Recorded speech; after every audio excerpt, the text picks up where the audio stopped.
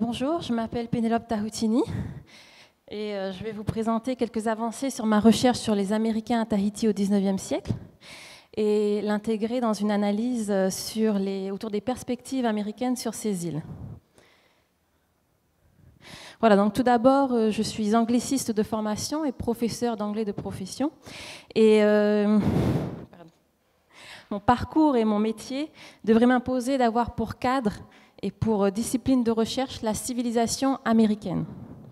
J'aimerais aborder dans mon introduction une difficulté que j'ai rencontrée par rapport au cadre méthodologique et par rapport donc à la civilisation aujourd'hui, qui ne peut se prévaloir de concepts fondateurs particuliers et d'une historiographie spécifique, à la différence des autres sciences humaines et sociales. La civilisation s'est fondée sur l'interdisciplinarité dans les années 1970, mais l'interdisciplinarité n'est acceptable que si le chercheur se définit à un moment par rapport à une science sociale particulière, par rapport à un point d'ancrage conceptuel et méthodologique précis. Le trait d'union des civilisationnistes restant l'objet de leurs travaux, c'est-à-dire l'ère culturelle nord-américaine. En examinant les rapports centres-périphériques qui unissent le reste du monde aux États-Unis, en le décentrant, la civilisation américaine sera un champ nécessairement différent grâce à des perspectives extérieures et critiques. Et c'est pour ça que je vous ai mis cette citation sur la reconstruction de la civilisation américaine implique un dépassement du cadre habituel des études américaines. Ce qui m'amène donc à considérer l'histoire culturelle comme allié ou pilier de la civilisation américaine pour aborder ma recherche personnelle sur les Américains à Tahiti et surtout sur la problématique des perspectives. Les historiens ont fait leur la définition de l'histoire culturelle comme étant l'histoire sociale des représentations, où l'intérêt des historiens est moins sur les fondements économiques de l'histoire que sur les représentations collectives. L'histoire culturelle s'identifie à l'historiographie classique, mais la rupture méthodologique apparaît avec la domination des représentations. L'historien se dégage alors du mythe de la réalité des faits historiques pour ne plus s'attacher qu'à la virtualité des représentations qui leur sont associées. D'où une histoire plurielle et il n'y a pas qu'une seule manière de lire le passé. Mes objectifs scientifiques restent la compréhension de la présence américaine en Polynésie française, ce que l'on sait et ce qui reste à découvrir. Mes résultats, j'ai voulu les organiser selon un plan qui pourrait être celui de la thèse. Cependant, je sais qu'il me manque beaucoup de données et d'analyses pour valider cette problématique et ce plan. Donc voyons ensemble d'abord les perspectives ou les intentions des Américains dans ces îles. Pourquoi viennent-ils dans ce groupe d'îles du Pacifique? Quelles sont les raisons de leur arrivée? Puis voyons les perspectives ou représentations des Américains présents dans ces îles. Comment voient-ils les îles et les îliens? Comment cela influence-t-il les représentations de la société américaine? Et comment circulent ces représentations au sein de la société américaine? Et nous finirons peut-être par une perspective sur les Américains en Polynésie française ou un bilan de la présence américaine au regard du XIXe siècle dans sa globalité. Alors, au début du XIXe siècle, les États-Unis sont une toute jeune nation qui, pour survivre économiquement après l'indépendance, n'a de cesse d'avancer sur cette frontière maritime qui se déplace des 13 colonies de la côte nord-est des États-Unis vers l'Atlantique Sud, le Cap Horn, puis le Grand Océan Pacifique, à la recherche de profits et de revenus plus que d'aventures. Les Américains commercent avec la Chine, chassent et pêchent tout ce qui peut être vendu à profit sur des marchés chinois et américains. Ils naviguent ainsi à travers tout le Pacifique, rencontrant au passage les îles polynésiennes. Au fur et à mesure du développement de la nation, les raisons de la présence dans les îles évoluent et changent. À la moitié du siècle, ils ne partent plus de la côte nord-est, mais de la Californie pour venir vers ces îles. Et à la fin du 19e, les Américains qui viennent dans les îles sont autant intéressés par l'aventure, l'exotisme, le désir de liberté que par le commerce ou le profit. Raison principale de leur présence dans les îles, dans la première moitié du 19e siècle, le ravitaillement. La visite des navires américains au début du siècle ne suscitait aucun intérêt particulier chez les hommes d'affaires de la Nouvelle-Angleterre et seule la nécessité de s'approvisionner en eau, en bois, en nourriture et en recrues humaines et de prendre du repos justifiait ces haltes. Avant 1812, les chasseurs et marchands de Podotari entreprenaient des expéditions vers la côte nord-ouest américaine où ils obtenaient les fourrures qu'ils vendaient à Canton en Chine. Là-bas, ils achetaient de la soie, du thé, de la porcelaine et autres marchandises chinoises qu'ils revendaient sur le marché américain. Et les navires américains qui passaient le Cap Horn s'arrêtaient principalement aux Marquises et naviguaient rarement vers Tahiti plus à l'ouest. Ainsi, Joseph Ingraham, en 1791, découvre le groupe nord des îles Marquises. Il cherche alors un port de ravitaillement dans ces îles. Ainsi, Josiah Roberts en séjourne 4 mois en 1792 sur l'île de Tahuata pour y construire une goélette avant de repartir pour la côte nord-ouest américaine. Ainsi, Edmund Fanning, en 1798, à bord du Betsy, s'arrête à Waitanata, qui se trouve sur sa route entre Massafuero et Canton.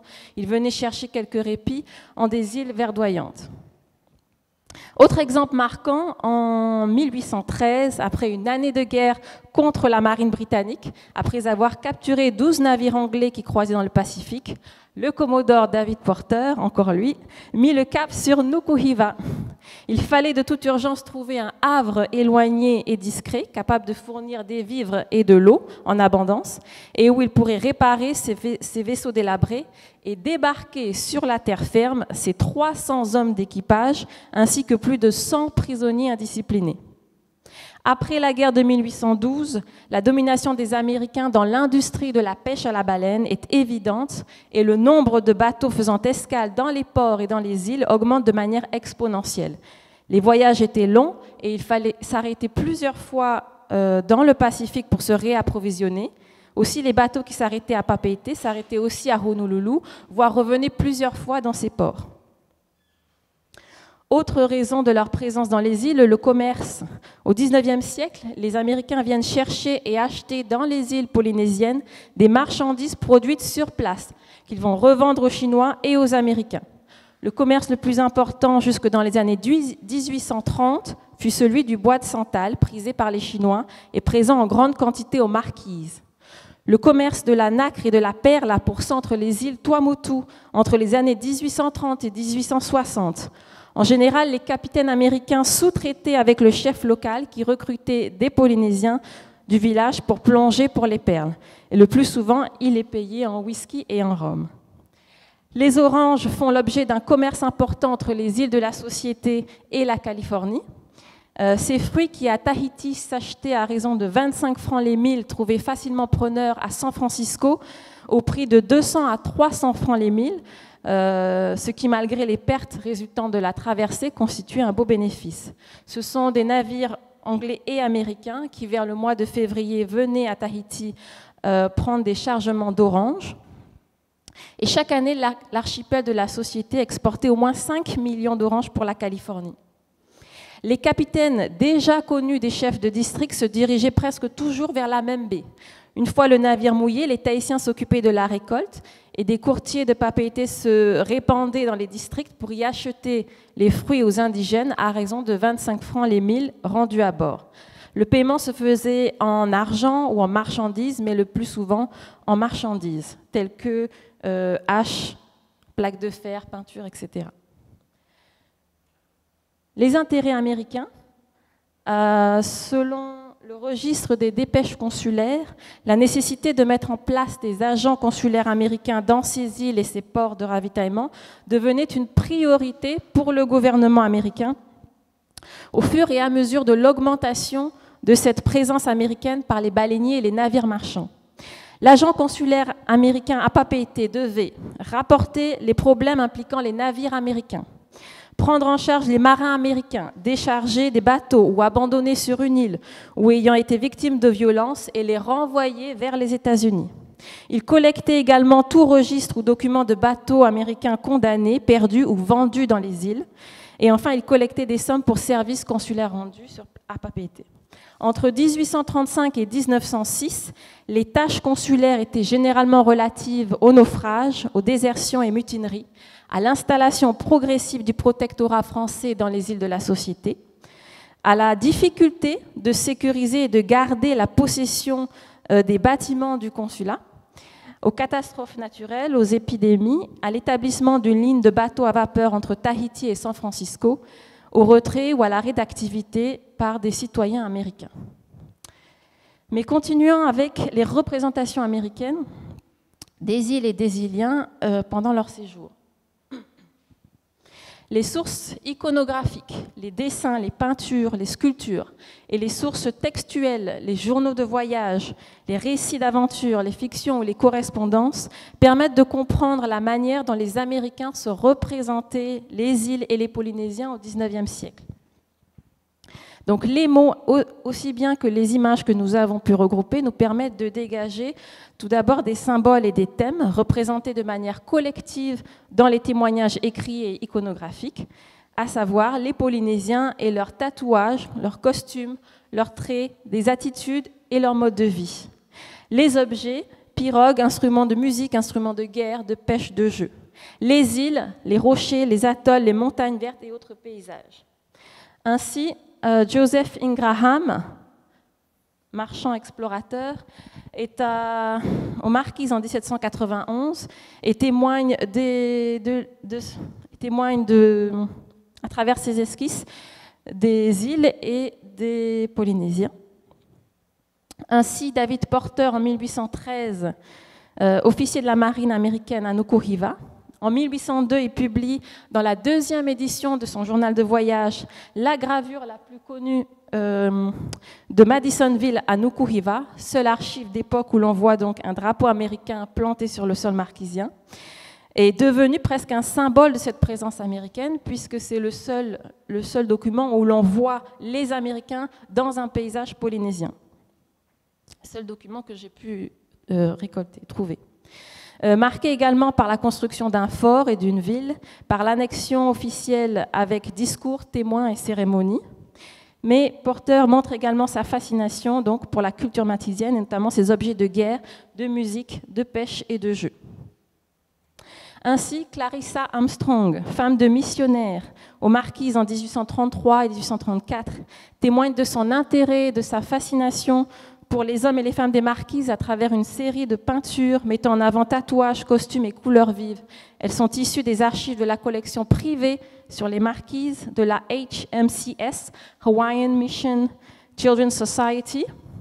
Mais à contrario, son mari, le missionnaire Richard Armstrong, publié dans un article intitulé A Sketch of the Marquesan Character dans la revue Hawaiian Spectator en 1838, que les Marquisiens sans Dieu et sans la Bible étaient la plus barbare des espèces. Les îles Marquises étaient donc aussi associées à des sentiments de peur, d'anxiété et de rejet. En 1859, dans un sermon du révérend William Alexander aux États-Unis, celui-ci les décrit comme sauvages, sans foi ni loi, avides et sans morale. Autre exemple, le Scream Show, art de la sculpture sur os de baleine par les baleiniers. Les marins baleiniers n'écrivaient pas, mais pendant de longues heures d'attente, sculptaient sur des os ou des dents de baleine. Et ils avaient la nostalgie et de leur pays d'origine, mais aussi des îles et des rencontres faites dans ces îles polynésiennes. Ainsi, Charles Warren Stoddard, écrivain en séjour à Tahiti en 1873, dans son œuvre la plus connue, South Sea Idols, le dernier récit de voyage A Prodigal Tahiti, et ces derniers mots témoignent d'une nostalgie quant à une civilisation qui les voit disparaître, des paysages idylliques et des Polynésiens à la fois guerriers et amoureux. Et donc je vais juste vous lire la dernière partie. And with them, the nation of warriors and lovers falling like the leaf, but unlike it, with no followers in the new season. Et ainsi, John Lafarge, artiste peintre, et Henry Adams, historien intellectuel, tous les deux présents en 1890 à Tahiti, qui témoignent tous deux de paysages colorés et d'un mode de vie qui se perdait. Ces traces sont donc signifiantes dans leur banalité ou dans la répétitivité de leurs thèmes, mais elles rapportent des attitudes collectives devant la vie, la famille, la guerre ou la mort, notamment le désir de communication avec ou d'intégration dans la population polynésienne, le désir de comprendre la civilisation polynésienne et de la rapporter, et le désir de la préserver. Ces traces témoignent aussi des émotions, des pulsions, des sentiments communs à ces Américains de passage dans les îles polynésiennes, à savoir l'ambivalence, fascination, admiration et peur et anxiété. Également la nostalgie d'une personne ou d'une civilisation, mais aussi peut-être l'indifférence des marchands ou des baleiniers américains qui ne disent presque rien de leur passage dans les îles dans les journaux de bord. Il va falloir conclure.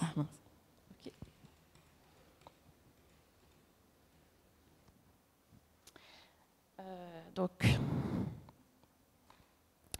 En conclusion, l'influence et l'activité américaine en Polynésie française relatent une histoire longue, mais dynamique, car faite de ruptures. L'activité américaine la plus marquante reste celle des baleiniers américains entre 1835 et 1850, tel que nous le montre ce graphique, en sachant que 80% de ces baleiniers à Papeete sont américains. De plus, peu d'Américains arrivés entre 1800 et 1900 sont restés et ont fait souche dans les îles, à notre connaissance, et nous n'en avons retrouvé que 2. Henry Dean, arrivé à Reate en 1840, avec ici ses 3 fils assez connus dans l'histoire polynésienne, ainsi que Gertrude Goltz, née à San Francisco en 1859, mariée à Axel Fisher à Papeete en 1874, et ces Américains polynésiens sont à l'origine de grandes familles connues à Tahiti. Voilà, je vous remercie.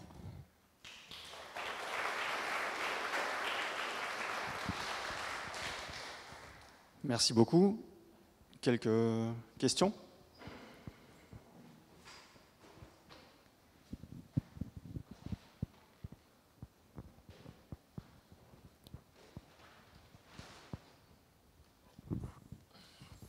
Merci Pénélope pour ta présentation. Tu as recueilli des témoignages donc, sur les représentations des Américains sur les Polynésiens. Est-ce que dans ton travail, tu prévois une comparaison avec les Européens, la manière dont les Européens, les Français, se représentaient les Polynésiens à cette même époque? Oui, il faut absolument que j'arrive à caractériser la nature de cette influence et de cette activité américaine par rapport à celle des Français ou des Britanniques. Donc oui, je n'ai pas fini. D'accord.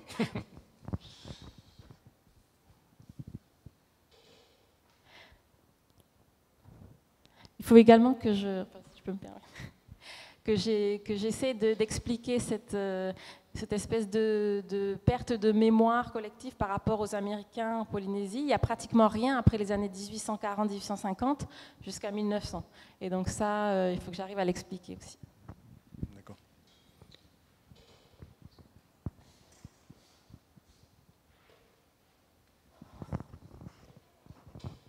Et moi j'ai une question, malheureusement elle n'est pas vraiment en rapport avec le sujet, mais ces baleiniers là, qui venaient exploiter les baleines, je suppose, ils faisaient travailler des Polynésiens, ils débarquaient leurs produits localement ou est-ce qu'ils exportaient tout? Non, pas du tout. Non, ils faisaient tout sur leur bateau en fait. Ils faisaient fondre cette graisse de baleine à bord des bateaux. Et quand ils arrivaient dans les îles, c'était uniquement pour se ravitailler. Donc ils ne vendaient rien, ils n'achetaient pas non plus de marchandises, à en parler aux Polynésiens. Donc il n'y avait pas de commerce ou d'interaction grande des baleiniers avec les Polynésiens. Si ce n'est ces échanges entre leur présence, c'est-à-dire leur grand nombre et leur présence au sein de la population, puisqu'ils allaient forcément à terre et qu'ils interagissaient avec les Polynésiens. Ils se ravitaillaient pour... je suppose qu'ils achetaient des fruits, des choses comme ça, non? Oui, certainement. Oui. Mais il n'y a pas de choses remarquables par rapport au commerce ou par rapport économiquement, c'est-à-dire qu'ils représentaient une valeur monétaire ou une valeur en tonnage, mais ils ne les laissaient pas. Peut-être qu'ils les stockaient, beaucoup ont stocké dans le port, mais ils ne les vendaient pas sur place et ils n'achetaient rien en grande quantité sur place. Ok, merci. Oui, j'ai une petite question. Juste, tu as travaillé surtout sur le 19e siècle, Oui. mais par rapport au 20e siècle, tu sais très bien que suite à la Seconde Guerre mondiale, les Américains avaient justement une autre vision aussi. Enfin, ils sont restés un certain temps ici. Ils avaient une vision qui a peut-être évolué. Est-ce qu'à un moment donné, tu as une petite comparaison à faire justement sur cette perception de la Polynésie à cette époque, donc la Seconde Guerre mondiale, et cette perception au 19e siècle? C'est vrai qu'on connaît pas mal de choses sur le XXe siècle et je voulais m'intéresser au XIXe siècle parce qu'on connaissait moins de choses et surtout parce que certainement ce qui était à l'origine du XXe siècle était dans le XIXe siècle. Donc c'était éclaircir plutôt cette partie. Après, certainement que je pourrais faire à un moment une relation avec le XXe siècle qui est beaucoup plus connue, notamment par la présence des Américains ou l'intérêt de certaines îles pour le gouvernement américain dans le XXe siècle. Aussi, tout aussi bien que les religions d'origine américaine qui sont bien implantées au XXe siècle et qui ont leur origine dans le XIXe siècle, aussi bien le cinéma américain en rapport avec les îles du Pacifique qui a aussi une origine littéraire dans le XIXe siècle. Donc il y a pas mal de liens que l'on peut faire et on peut dire que le XIXe siècle est à l'origine du XXe siècle, des relations polynésienne et américaine au XXe siècle. Merci.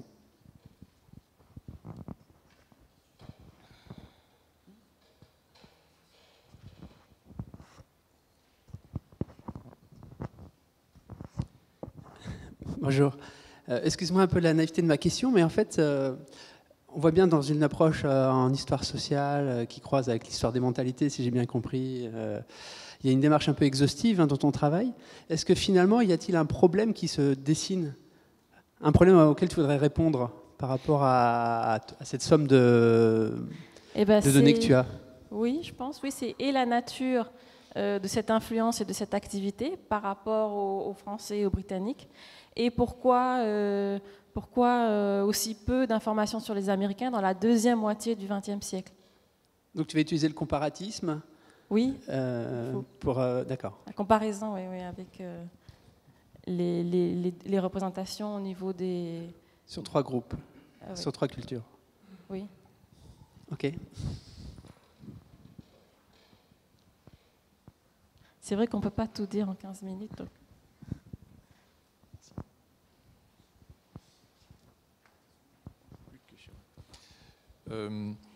Moi, il me semblait qu'à dans la deuxième moitié du 19e siècle, à Papara, il y avait eu un développement d'une exploitation à Timaono par des Américains qui voulaient faire du coton pendant la guerre de sécession, non?